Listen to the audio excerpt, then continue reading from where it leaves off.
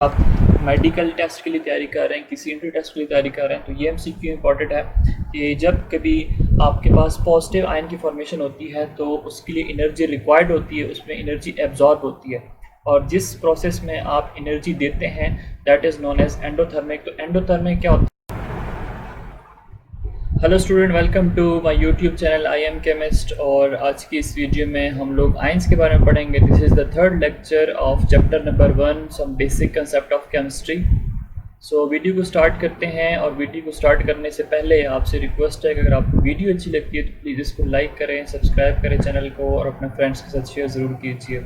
Ions क्या होता है? सो आयंस आर दो species which carry either positive और नेगेटिव चार्जेस। ठीक है, आपको नज़र आता है सोडियम, उसके ऊपर आपको नज़र आता है चार्ज पॉजिटिव। आपको नज़र आता है क्लोराइड, उसके ऊपर चार्ज आपको नज़र आता है negative. Now these two are known as ions. So ions जो हैं ये दो टाइप्स की होती हैं। एक को हम कहते हैं केटाइन, ठीक है, जिसके ऊपर पॉजिटिव चार्ज होता है, और दूसरे को हम कहते हैं A9, जिसके ऊपर नेगेटिव चार्ज होता है। केटाइन की एग्जांपल सोडियम ले लें और A9 की एग्जांपल आप क्लोराइड ले लें। Whenever an atom of an element loses one or more of electron, positive ion are formed। अगर आपके पास कोई एटम है लाइक सोडियम है तो इसके इलेक्ट्रॉनिक कन्फिग्रेशन हम करते हैं। सोडियम का एटॉमिक नंबर होता है 11, तो electronic configuration would be 1s2, 2s2 और 2p6 एंड 3s1। फर्स्ट जो शेल है उसके अंदर 2 इलेक्ट्रॉन्स है सोडियम में, सेकंड शेल के अंदर 6 + 2 8 इलेक्ट्रॉन है और थर्ड के अंदर 1 इलेक्ट्रॉन है। अब इसमें हम देख सकते हैं कि ये जो है ये 1 इलेक्ट्रॉन की वजह से ये अनस्टेबल है। इनर की शेल के अंदर, सेकंड शेल के अंदर 8 इलेक्ट्रॉन्स है। अगर हम ये वाला इलेक्ट्रॉन इससे रिमूव कर देंगे, ठीक है, तब क्या हो जाएगा कि हमारे पास ये स्टेबल आयन की फॉर्म में कन्वर्ट हो जाएगा। चले हम इसको रिमूव कर लेते हैं। तो इलेक्ट्रॉनिक कन्फिग्रेशन इसकी इस तरह हो जाएगी 1s2, 2s2 और 2p6।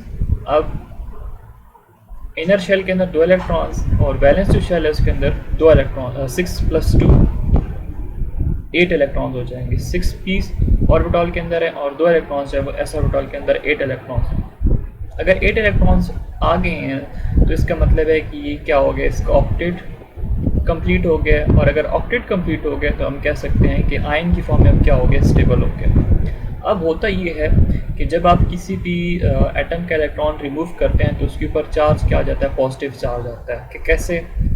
सोडियम एटॉमिक नंबर इसका 11 है, लेकिन सोडियम आयन जो है मतलब इसका 11 का मतलब इसके अंदर इलेक्ट्रॉन्स कितने हैं, इट हैव 11 इलेक्ट्रॉन्स। और 11 इलेक्ट्रॉन्स हैं तो प्रोटॉन्स कितने होंगे, वो भी पॉजिटिव 11। न्यूक्लियस है, ठीक है, और न्यूक्लियस के अंदर क्या होते हैं, प्रोटॉन्स और न्यूट्रॉन्स होते हैं। और इसके यहाँ पे क्या होता है, शेल्स होते हैं, ठीक है, ऑर्बिट्स होते हैं जिनके अंदर क्या होता है, इलेक्ट्रॉन्स प्रेजेंट होते हैं। तो हम सोडियम को जो है ना स्ट्रक्चर ड्रॉ कर लेते हैं इस तरह।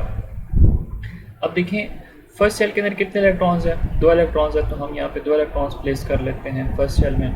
सेकंड के अंदर कितने, 8 इलेक्ट्रॉन्स है, तो हम यहाँ पे 1 2 3 4 5 6 7 8। और बैलेंस जो शेल है उसके अंदर कितने इलेक्ट्रॉन है, 1 इलेक्ट्रॉन प्रेजेंट है, तो हम वो यहाँ पे प्लेस कर लेते हैं। अब इस फॉर्म में क्या होता है, ये अनस्टेबल है क्योंकि इसके बैलेंस के अंदर 1 इलेक्ट्रॉन है, अनस्टेबल है। तो हम क्या करते हैं, हम इसके जो इलेक्ट्रॉन है ना वो रिमूव कर लेते हैं। जब हम इलेक्ट्रॉन रिमूव कर लेते हैं तो प्रोटॉन क्या है, proton with in the nucleus हैं, तो हम इसको मतलब नहीं छेड़ते नहीं हैं। और न्यूट्रॉन्स भी अंदर प्रेजेंट होते हैं तो इसको भी हम चेंज नहीं कर सकते। लेकिन इलेक्ट्रॉन्स क्या कर रहे हैं, हम लोग रिमूव कर रहे हैं। तो फर्स्ट शेल और ये इसका सेकेंड शेल। तो पहले शेल में से तो आप इलेक्ट्रॉन रिमूव कर नहीं सकते, इनर शेल है, पहले आप बाहर वाले इलेक्ट्रॉन्स रिमूव करते हैं तब आप इनर की तरफ आते हैं। तो पहले शेल के अंदर 2 इलेक्ट्रॉन्स, यहाँ पे 1 2 3 4 5 6 7 और 8। अब यहाँ पे क्या है, जो इलेक्ट्रॉन है आपने एक रिमूव कर दिया ये वाला, तो बाहर का जो पूरा शेल है ये भी क्या हो जाता है, ये भी रिमूव हो जाता है। लेकिन इस फॉर्म में क्या होगा, ये कन्वर्ट हो जाता है पॉजिटिव आयन की फॉर्म में, ठीक है। इसके ऊपर चार्ज आ जाता है +1। अब ये +1 चार्ज क्यों आता है इसके ऊपर, उसकी वजह क्या है, उसकी वजह ये है कि ये जो सोडियम है इसके अंदर इलेक्ट्रॉन्स कितने हैं, 11 है, प्रोटॉन्स कितने हैं, 11 है। लेकिन ये हमारे पास क्या है, this is the sodium ion जिसके ऊपर चार्ज +1 है। अब इसमें इलेक्ट्रॉन्स कितने हैं, इलेक्ट्रॉन्स इसमें हैं 10। वजह, 1 इलेक्ट्रॉन तो आपने रिमूव कर दिया है। और प्रोटॉन्स कितने हैं, प्रोटॉन्स आप न्यूक्लियस के अंदर इसको तो आप नहीं छेड़ सकते, तो इसका मतलब है प्रोटॉन स्टिल हमारे पास क्या है, 11 है। तो अगर आपके पास 11 इलेक्ट्रॉन्स हैं, मतलब 11 नेगेटिव चार्जेस हैं और 11 पॉजिटिव चार्जेस हैं प्रोटॉन्स, तो ये क्या कर लेते हैं, एक दूसरे को कैंसिल कर लेते हैं, तो आपके पास नेट रिजल्ट क्या आता है, 0 आता है। लेकिन यहाँ पे क्या होता है कि आपके पास इलेक्ट्रॉन्स कितने हैं, 10 नेगेटिव चार्जेस हैं, इलेक्ट्रॉन के ऊपर नेगेटिव चार्ज होता है, और प्रोटॉन्स कितने हैं, 11 प्रोटॉन्स हैं। तो नेगेटिव 10 और पॉजिटिव 11 से आंसर क्या आता है, पॉजिटिव 1। तो देखें, जब कभी आपके पास एक एटम है वो इलेक्ट्रॉन लूज़ करेगा तो उससे क्या बनेगा, पॉजिटिव आयन की फॉर्मेशन होगी। अब ये जो पॉजिटिव आयन है ना, this is known as cation, ठीक है। ये आयन है, इसको आयन कहते हैं, लेकिन आयन में पॉजिटिव चार्ज है इसके ऊपर, तो hence this is known as cation. और अगर हम इसको बैलेंस इक्वेशन की फॉर्म में लिखते हैं तो हम इसको ऐसे लिख सकते हैं कि पहले हमारे पास ये था सोडियम, ठीक है, अब ये कन्वर्ट हो जाता है सोडियम आयन की फॉर्म में, और वो जो एक इलेक्ट्रॉन इसने लूज़ किया है वो हम इस साइड पे लिख लेते हैं, ठीक है। This is the left side और this one is the right side. तो जब इलेक्ट्रॉन लूज़ होगा, ठीक है, यहाँ पे इलेक्ट्रॉन क्या हो रहा है, लूज़ हो रहा है, ठीक है। वैलेंस का जो एक इलेक्ट्रॉन है वो आप रिमूव कर रहे हो, क्यों रिमूव कर रहे हो, ताकि एटम जो है वो स्टेबल हो जाए। अगर आपके पास क्वेश्चन आता है कि एटम इलेक्ट्रिकली न्यूट्रल क्यों होता है, तो आप कह सकते हो कि नंबर ऑफ़ इलेक्ट्रॉन और नंबर ऑफ़ प्रोटॉन्स उसके अंदर सेम होते हैं, तो इलेक्ट्रिकली उसके ऊपर चार्ज क्या होता है, 0, इसका मतलब न्यूट्रल होता है। दूसरा, अगर आपसे पूछता है कि इलेक्ट्रॉन आप रिमूव क्यों करते हैं या ऐड क्यों करते हैं, जो भी हम पढ़ने वाले हैं, तो उसकी वजह क्या है, उसकी वजह ये है कि स्टेबल बनाने के लिए। अब इस फॉर्म में जो है ना सोडियम आयन, ये स्टेबल है, इसका ऑक्टेट कंप्लीट है। इसके बैलेंस में देखें 1 2 3 4 5 6 7 8 इलेक्ट्रॉन्स है, इसका ऑक्टेट क्या है, कंप्लीट है, तो ये स्टेबल है। तो इसलिए कोई भी एटम इलेक्ट्रॉन गेन या लूज करते हैं। Now this is known as Na positive which is a sodium ion. ये Na क्या है, दिस इज सोडियम एटम। अब देखें आगे क्या लिखा है इसके अंदर, पॉजिटिव आयन आर फॉर्म्ड, ये बता दिया आपको मैंने। A sufficient amount of energy is to be provided to a neutral atom to ionise it. अभी आपके पास एक न्यूट्रल एटम है, इसको हम जरा बड़ा लिख लेते हैं। न्यूट्रल एटम है, आपने क्या किया, इसको एनर्जी दी, ठीक है। एनर्जी देने के बाद एक्सटर्नल सोर्सेज की तहत मदद से हम लोग एनर्जी देते हैं, तो इसका इलेक्ट्रॉन क्या हो जाता है, रिमूव, और इसके ऊपर चार्ज क्या आ जाता है, पॉजिटिव 1। अगर एक इलेक्ट्रॉन रिमूव होगा तो चार्ज पॉजिटिव 1 आएगा, और 2 इलेक्ट्रॉन्स रिमूव होंगे तो positive 2 electrons and so on. तो अब ये जो हमारे पास जो एनर्जी जो हम देते हैं जिससे एटम जो है ना उसका इलेक्ट्रॉन हम रिमूव करते हैं, that energy is known as ionisation energy, जो कि आप लोग क्लास 9th में पढ़ के आए हुए हैं, ठीक है। आयनाइजेशन एनर्जी क्या होती है कि जो आपके पास आइसोलेटेड गैसियस एटम है, आप उसको एनर्जी देते हैं, उससे इलेक्ट्रॉन रिमूव कर लेते हैं, तो वो जो एनर्जी रिक्वायर्ड होती है इलेक्ट्रॉन रिमूवल के लिए, उसको क्या कहते हो, आयनाइजेशन एनर्जी, ताकि वो कन्वर्ट हो जाए आयन के अंदर। और जो यूनिट होती है आयनाइजेशन एनर्जी के लिए, दैट इज़ किलो जूल पर मोल। किलो जूल पर मोल में हम इस आयनाइजेशन एनर्जी को मेजर करते हैं। अब एक इलेक्ट्रॉन, जैसे हमारे पास सोडियम है, तो सोडियम का आप एक इलेक्ट्रॉन रिमूव करोगे तो इसके ऊपर चार्ज पॉजिटिव 1 होगा, ठीक है। इसी तरह मैग्नीशियम है, मैग्नीशियम का आप 2 इलेक्ट्रॉन रिमूव करते हो तो इसके ऊपर चार्ज पॉजिटिव 2 आता है। और इसी तरह एल्यूमिनियम है, यहाँ पे हम लिख लेते हैं, एल्यूमिनियम से आप क्या करते हो, आप उसके 3 इलेक्ट्रॉन्स रिमूव करते हो तो उसके ऊपर चार्ज पॉजिटिव 3 आता है।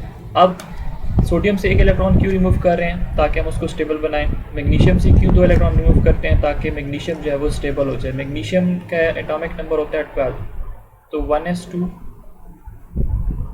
2s2 2p6 और 3s2, वैलेंस में इसके 2 इलेक्ट्रॉन है। आप 2 इलेक्ट्रॉन रिमूव करोगे तब जाके अंदर के 8 इलेक्ट्रॉन्स कंप्लीट होंगे, इसका ऑक्टेट कंप्लीट होगा। इसी तरह जो एल्यूमिनियम है, इसका एटॉमिक नंबर होता है 13, 13 है, तो इसका मतलब है कि आपने क्या करना है, उसमें से 3 इलेक्ट्रॉन्स रिमूव करेंगे वैलेंस के, तो तब जाके क्या होगा, वो अंदर के 8 इलेक्ट्रॉन्स कंप्लीट होंगे। जैसे इलेक्ट्रॉनिक कन्फिगरेशन हम लिख लेते हैं 1s2 2s2 2p6 3s2 और 3p1। ये हमारे पास इलेक्ट्रॉनिक कन्फिगरेशन किसकी है, दिस इज़ फॉर एल्यूमिनियम। तो एल्यूमिनियम के वैलेंस के अंदर 3 इलेक्ट्रॉन्स है, ये 3 इलेक्ट्रॉन्स रिमूव करेंगे तो अंदर के 8 इलेक्ट्रॉन क्या हो जाएंगे, ये इसको स्टेबल बना लेंगे। एल्यूमिनियम ट्राई पॉजिटिव क्या फॉर्म में स्टेबल होगा। तो अगर ये पॉजिटिव 1 चार्ज है तो इसको आप कहते हो मोनो पॉजिटिव, और अगर पॉजिटिव 2 चार्ज आ रहा है तो इसको आप डाई पॉजिटिव कहते हो, और पॉजिटिव 3 चार्ज आ रहा है तो इसको आप ट्राई पॉजिटिव कहते हो। मैं यहाँ पे लिख भी देता हूँ, ठीक है,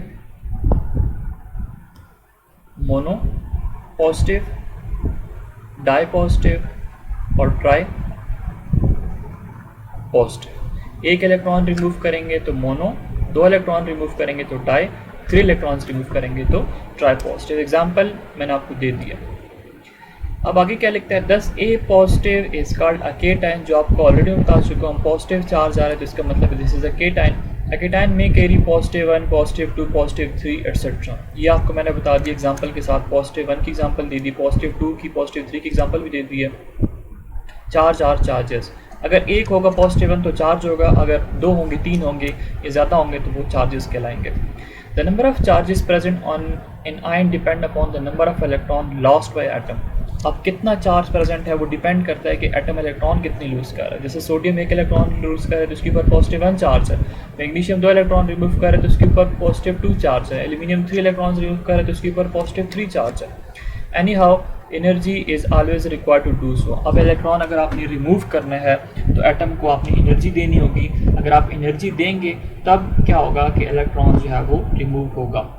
Hence the formation of positive ion is an endothermic process। अगर आप मेडिकल टेस्ट के लिए तैयारी कर रहे हैं, किसी इंटरव्यू टेस्ट के लिए तैयारी कर रहे हैं तो ये MCQ इंपॉर्टेंट है कि जब कभी आपके पास पॉजिटिव आयन की फॉर्मेशन होती है तो उसके लिए एनर्जी रिक्वायर्ड होती है, उसमें एनर्जी एब्जॉर्ब होती है, और जिस प्रोसेस में आप एनर्जी देते हैं that is known as endothermic. तो एंडोथर्मिक क्या होता है, जिसके अंदर एनर्जी एब्जॉर्ब होती है, जिसमें आप बाहर से किसी चीज़ को एनर्जी देते हैं। जैसा कि पास सोडियम आयन की मैंने आपको बात बताई है, ये इस ए की बात की, ए इस एटम, इसको आप बाहर से एनर्जी दे रहे हो, आयनाइजेशन एनर्जी, तो this is an endothermic process. The most common positive ion are found by the metal atom. अब जब हम बात करते हैं आयंस की, पॉजिटिव आयंस की, तो positive ions are found by metal. जैसे आपके पास सोडियम है, सोडियम 1 इलेक्ट्रॉन रिमूव करेगा तो सोडियम पॉजिटिव चार्ज आ जाएगा, sodium ion, potassium ion, calcium ion, magnesium ion, aluminium ion, iron ion, tin ion etcetera. ठीक है। अब यहाँ पे इसने 1 इलेक्ट्रॉन रिमूव किए हुए, इसने दो यहाँ पे सॉरी पोटाशियम ने 1, कैल्शियम ने 2, मैग्नीशियम ने 2, एल्यूमिनियम ने 3 इलेक्ट्रॉन्स, आयरन यहाँ पे 3 इलेक्ट्रॉन्स रिमूव किए हुए हैं, और 10 जो है यहाँ पे 4 इलेक्ट्रॉन्स रिमूव कर रहे हैं, इसलिए इसके ऊपर +4 चार्ज आ रहा है। The chapter on chemical bonding will enable us to understand the feasibilities of their formation। कहता है कि जब हम केमिकल बॉन्डिंग का चैप्टर पढ़ेंगे तो वहाँ पे हम ये पढ़ेंगे कि भाई ये इलेक्ट्रॉन्स अगर इससे रिमूव कर रहे हैं, 1 कर रहे हैं, 2 कर रहे हैं, 3 कर रहे हैं, 4 कर रहे हैं, तो क्यों कर रहे हैं। वो ऑलरेडी मैं आपको यहाँ बता चुका हूँ कि ताकि हमारे पास ये स्टेबल बन जाए। एटम जो है वो एटॉमिक फॉर्म में स्टेबल अगर नहीं है तो आयन की फॉर्म में क्या हो जाए, वो स्टेबल बन जाए। When a neutral atom pick up 1 or more electrons, a negative ion is produced। अब ये जो सारी बातें हम लोगों ने की, these were for the formation of cation। अब हम बात करेंगे anion की। ठीक है। कहता है कि अगर आपके पास कोई न्यूट्रल एटम है, वो किसी इलेक्ट्रॉन को पिक कर लेता है, मतलब गेन कर लेता है। पिक का मतलब यहाँ पे हम गेन लिख सकते हैं कि मैंने neutral atom gain up electron 1 or more electron, a negative ion is formed। देखो अगर 1 इलेक्ट्रॉन गेन करेगा तो उसके ऊपर -1 चार्ज आएगा, और अगर 2 इलेक्ट्रॉन्स गेन करेगा तो उसके ऊपर -2 चार्ज आएगा। इसी तरह अगर 3 इलेक्ट्रॉन्स गेन करेगा तो उसके ऊपर चार्ज क्या होगा, -3 आएगा। अब इस फॉर्म में जो एनर्जी होती है ना वो रिमूव होती है। Energy is usually released when an electron is added to atom. ये दोनों एक दूसरे के ऑपोजिट हैं। देखो एक के ऊपर चार्ज आ रहा है पॉजिटिव, दूसरे के ऊपर चार्ज आ रहा है नेगेटिव। अब ये क्या है, this is an endothermic process. इसमें आप एनर्जी देते हो, आयनाइजेशन एनर्जी। ये नेगेटिव चार्जेस, ये हमारे पास क्या होता है, दिस इज एक्सोथर्मिक। यहाँ पे एनर्जी क्या होती है, यहाँ पे एनर्जी रिलीज होती है, और ये जो एनर्जी रिलीज होती है that is known as electron affinity. ठीक है, इसको हम क्या कहते हैं, this is known as electron affinity. इसकी भी जो हम मेजरमेंट करते हैं that is in kilojoule per mole, जो आपको यहाँ मैं बता चुका हूँ। दोनों के लिए सेम यूनिट जो है वो यूज़ की जाती है। Therefore the formation of uni negative ion is in exothermic process. कि अगर आपने यूनी नेगेटिव आयन बनाना है, यूनी नेगेटिव का मतलब जिसके ऊपर -1 चार्ज अगर है तो दैट इज यूनी नेगेटिव, और इसके ऊपर अगर -2 चार्ज है तो ये क्या होगा, डाई नेगेटिव, और अगर -3 चार्ज आ रहा है तो ये ट्राई नेगेटिव होगा। हेंस ये जो हमारे पास नेगेटिव आयंस की फॉर्मेशन हो रही है, ये सारी की सारी क्या हैं, these are exothermic process. The most common negative ions are fluoride ion, chloride ion, bromide ion, और ये सल्फर आयन है। ठीक है, सल्फाइड आयन। तो ये हमारे पास एग्जांपल किस चीज़ की हैं, these are the example of what, negative ion, जिनको हम A9 भी कहते हैं। अब A9 की मैं आपको एक एग्जांपल बता देता हूँ, यहाँ पे हम इसको एग्जांपल कर लेते हैं। लाइक अगर हमारे पास फ्लोरीन है, ठीक है, फ्लोरीन है, तो फ्लोरीन का एटॉमिक नंबर क्या है, फ्लोरीन का एटॉमिक नंबर है 9। तो इलेक्ट्रॉनिक कन्फिग्रेशन कुछ इस तरह होगी 1s2 2s2 और 2p, ये 2 + 2 4, और फिर यहाँ पास क्या हो जाएगा 5, 2p5। तो इसके पहले शेल के अंदर 2 इलेक्ट्रॉन्स है, सेकंड के अंदर 7 इलेक्ट्रॉन्स है।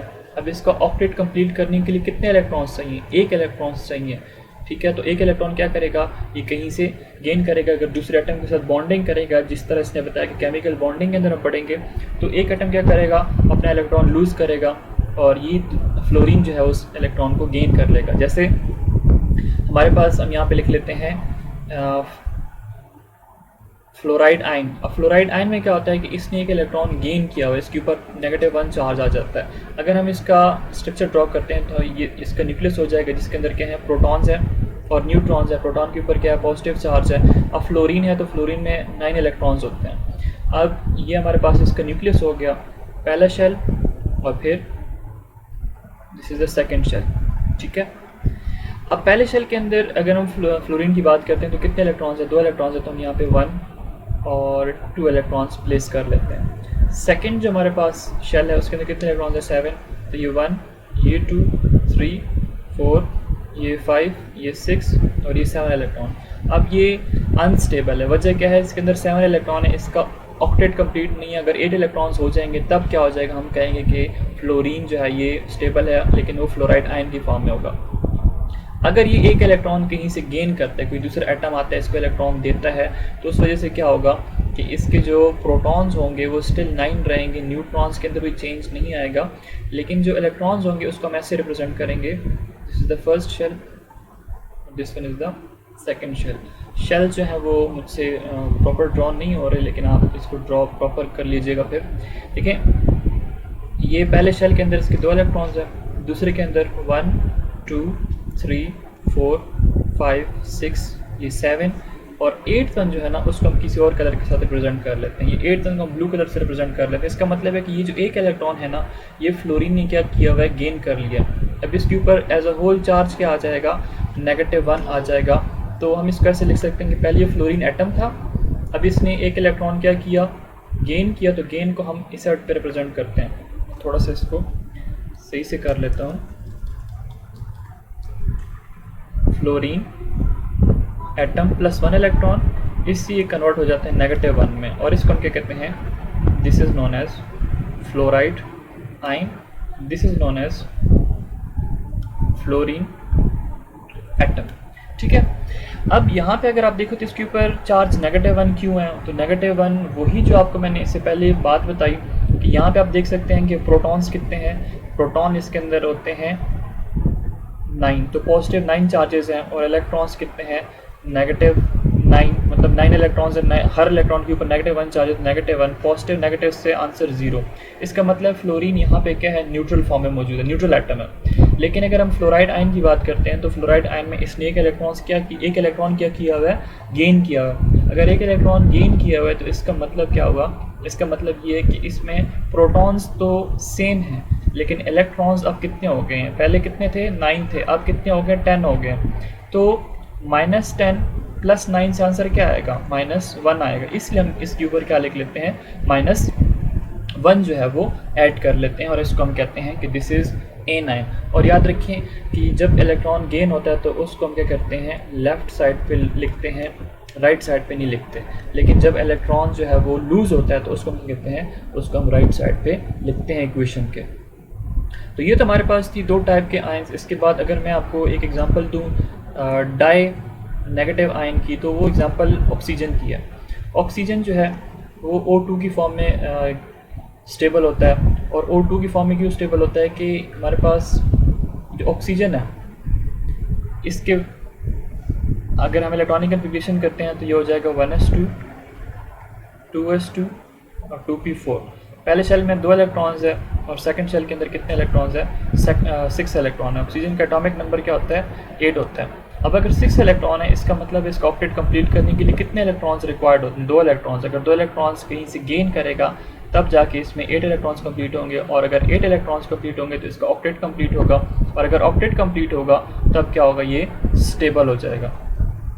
तो हिंस अगर आपके पास ऑक्सीजन एटम है, ठीक है, अगर ये 2 इलेक्ट्रॉन गेन करता है तो ये कन्वर्ट हो जाएगा O -2 आयन के अंदर, जिसको हम क्या कहते हैं, this is known as oxide ion. This is neutral oxygen atom, ठीक है, जिसमें वैलेंस में कितने इलेक्ट्रॉन है, 6 इलेक्ट्रॉन है। 2 इलेक्ट्रॉन इसने कहीं से गेन की किसी दूसरे एटम से, जो कि हम केमिकल बॉन्डिंग है तो डिटेल से पढ़ेंगे। तो अगर 2 इलेक्ट्रॉन इसने गेन किए तो ये हमारे पास क्या बन जाएगा, ऑक्साइड आयन बन जाएगा। Now this is known as negative ion, या this is known as anion. तो ये तो था हमारे पास आयंस के बारे में कि पॉजिटिव और नेगेटिव आयंस जो हैं उसकी फॉर्मेशन कैसे होती है।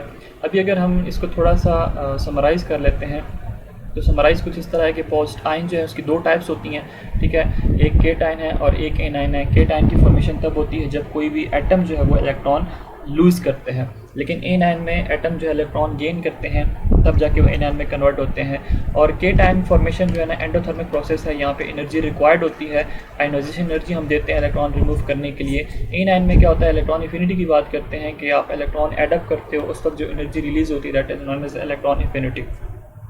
और दूसरी बात कि जब इलेक्ट्रॉन रिमूव होते हैं तो उसको हम लिखते हैं राइट साइड पे, लेकिन अगर इलेक्ट्रॉन गेन होते हैं तो उसको हम लेफ़्ट साइड की इक्वेशन या इक्वेशन के लेफ़्ट साइड पे हम लोग उसको लिखते हैं। अब इसके बाद नेक्स्ट जो हमारे पास टॉपिक है दैट इज़ मॉलिक्यूलर आयन। तो मॉलिक्यूलर आयन में हमारे पास ये होता है कि अगर आपके पास एक मॉलिक्यूल है, ठीक है, एज अ होल मॉलिक्यूल, इससे जो प्रीवियस लेक्चर थे लेक्चर नंबर 2 उसके अंदर हम लोगों ने मॉलिक्यूल के बारे में डिटेल से बात की थी। तो मॉलिक्यूल में आपको मैंने क्या बताया था कि जब आपके पास सिमिलर या डिफरेंट टाइप के एटम कंबाइन हो जाते हैं तो वो मॉलिक्यूल बनाते हैं। अब अगर आप मॉलिक्यूल से इलेक्ट्रॉन रिमूव करते हो या गेन करते हो तो उसको क्या कहते हो, that is known as molecular ion. So when an atom loses और gain electron it form ion. ये बात कर रहे हैं किस चीज़ की, एटम की, जो अभी मैंने आपको बताया सोडियम एटम या क्लोरीन या फ्लोराइड जब फॉर्मेशन होती है तो हमारे पास आयंस की फॉर्मेशन हो रही है। सिमिलरली अ मॉलिक्यूल में आल्सो लूज गेन इलेक्ट्रॉन। इसी तरह एटम की तरह मॉलिक्यूल की प्रॉपर्टी होती है कि वो भी क्या कर सकते हैं, इलेक्ट्रॉन लूज या गेन कर सकते हैं। For example CH4। अब CH4 क्या है, this is methane, this is what, this is methane. अगर ये एक इलेक्ट्रॉन लूज कर दे तो इसके ऊपर चार्ज क्या होगा, +1, ठीक है। ये अब क्या है, दिस इज द आयन, ठीक है। ये कौन सा आयन है, this is the molecular ion. और ये मॉलिक्यूलर आयन किस से बना है, मीथेन से बना है, ठीक है। अगर आप मीथेन से एक इलेक्ट्रॉन रिमूव करेंगे तो मॉलिक्यूलर आयन की फॉर्म में कन्वर्ट हो जाएगा। इसी तरह ये आपके पास CO कार्बन मोनोऑक्साइड है। कार्बन मोनोऑक्साइड से आपने एक इलेक्ट्रॉन रिमूव किया तो उसके ऊपर चार्ज क्या आ जाएगा, +1, ठीक है। ये दिस इज अ मॉलिक्यूल और ये आपके पास क्या है, मॉलिक्यूलर आयन है। इसी तरह नाइट्रोजन मॉलिक्यूल है, ठीक है। आपने नाइट्रोजन से क्या किया, उसका इलेक्ट्रॉन रिमूव कर दिया तो ये Na2+1 में कन्वर्ट हो गया। अगर ये Na2+1 में कन्वर्ट हो गया, ये चार्जेस हैं इसके, ठीक है। तो इसका मतलब है this is a molecule nitrogen और ये इसका क्या है, मॉलिक्यूलर आयन है। Cationic molecular ions are more abundant than anionic. अब केटायोनिक क्या है, जब केटायन की बात कर रहे हैं तो ये आपके पास क्या है, this is a cationic, this is cationic. ये हमारे पास क्या है, केटायोनिक है। केटायोनिक का मतलब है जिसके ऊपर पॉजिटिव चार्जेस होते हैं। कहता है कि जो केटायोनिक मॉलिक्यूलर आयन होते हैं वो ज़्यादा एबंडेंट का मतलब ज़्यादा अमाउंट में पाए जाते हैं देन एनायोनिक जिसके ऊपर नेगेटिव चार्ज होता है। These ions can be generated by passing high energy electron beam or alpha particle or X-rays through a gas।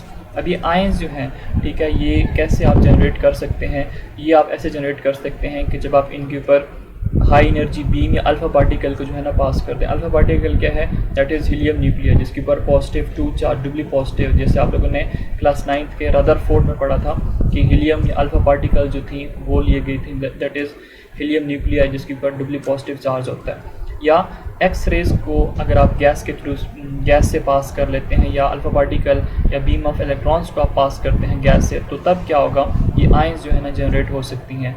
The breakdown of molecular ion obtained from the natural product can give important information about their structure। कहता है कि अगर आपके पास natural products हैं उससे आप उसको क्या कर लेते हो, मॉलिक्यूलर आयन जो है ना ब्रेक कर लेते हो with the help of alpha particle या with the help of X rays, तो उससे हम उसके जो स्ट्रक्चर है उसकी अबाउट इंफॉर्मेशन ले सकते हैं। यहाँ पे एक इमेज है, this is the animation molecules source and credit Wikipedia, ठीक है। ये आपके पास एक मॉलिक्यूल है, ठीक है, छोटा सा पार्ट उसका लिया गया है, तो इसको आप देख सकते हैं। Anyways this was all about ions and molecular ion. Next video के अंदर हम लोग रिलेटिव एटॉमिक मास को स्टडी करेंगे।